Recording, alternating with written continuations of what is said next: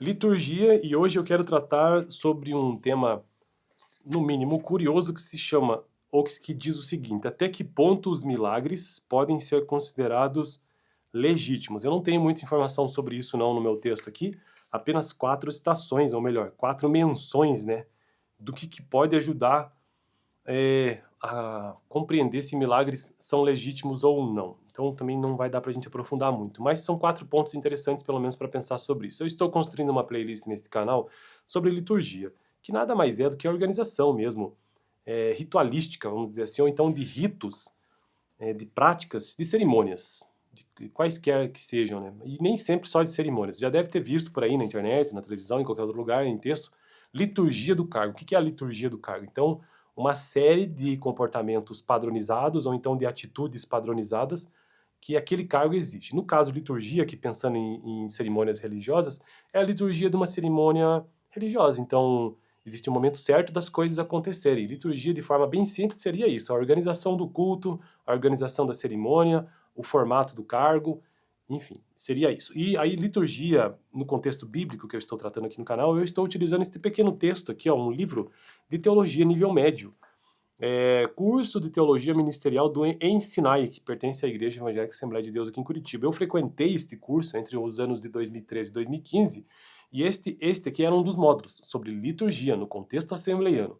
E aí estou construindo então esses vídeos aqui no canal sobre liturgia, apenas para relembrar mesmo. Já não frequento igrejas desde 2015, 2016, e nós estamos em 2025 e não tenho interesse em voltar a frequentar. Só que eu gosto de teologia e aí estou gravando esses vídeos aqui no canal. Em breve, não sei quando, mas em breve pretendo começar a faculdade de teologia, né? Então, esses livros para mim são uma introdução à faculdade.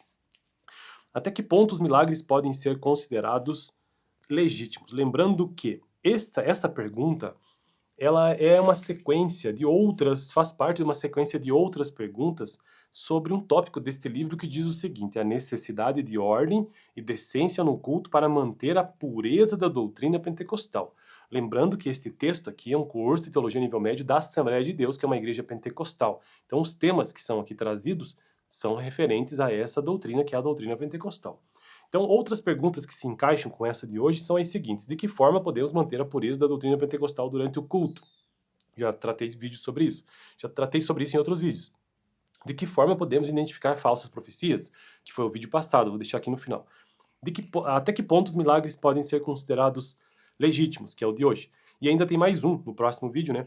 Que é o seguinte: os obreiros têm o dever de orientar a igreja que está sob seus cuidados para que cada um ofereça a Deus o culto racional e com entendimento.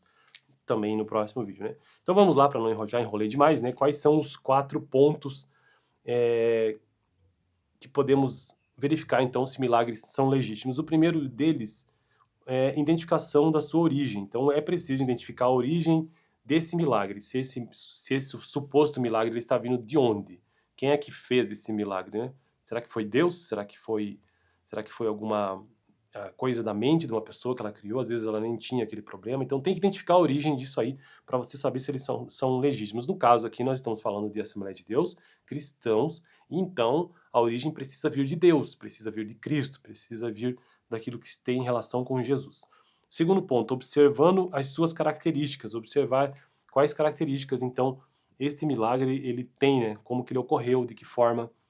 É uma coisa que, apesar de eu sempre frequentar a igreja, eu já vi muitos milagres, sim, mas não a ponto daqueles que a gente vê na Bíblia, de gente que não anda, sair andando, ou então cegos começarem a ver. Esse tipo de coisa eu nunca presenciei, eu mesmo vi, mas outros milagres de tanta gente que diz: ah, fui curado de câncer, fui curado disso, daquilo, isso é bastante comum no meio das igrejas. Verificando os seus objetivos, né? Para que uma pessoa foi curada? Geralmente é para glorificar a Deus, né? Então, tem que observar também qual é o objetivo dessa pessoa ter sido curada. Tem muitas pessoas que não são curadas simplesmente. Já parou para pensar que na época de Cristo a grande maioria das pessoas não obteve cura? A grande maioria não obteve cura, uma pequena parte apenas. Então, tem situações que simplesmente não são para serem alcançadas por Deus do ponto de vista de milagre. Às vezes a pessoa precisa mesmo estar com aquilo. E é uma coisa que precisa ser aceita, né? Eu aceito isso na minha vida, eu acho que também os outros deveriam pensar por esse lado. E comprovando a sua autenticidade, que é um outro ponto que ele coloca aqui, verificar se isso de fato provém de Deus ou não. Bom, então, aqui de forma bem, eu sei, bem básica e até simples demais, né? Mas sem passagens bíblicas, né? Então, até que ponto os milagres podem ser considerados legítimos, identificando sua origem, observando as suas características, verificando os seus objetivos e comprovando a sua autenticidade. No vídeo passado, então, de que forma identificar falsas profecias, deixaria aqui no final. Beleza? Valeu!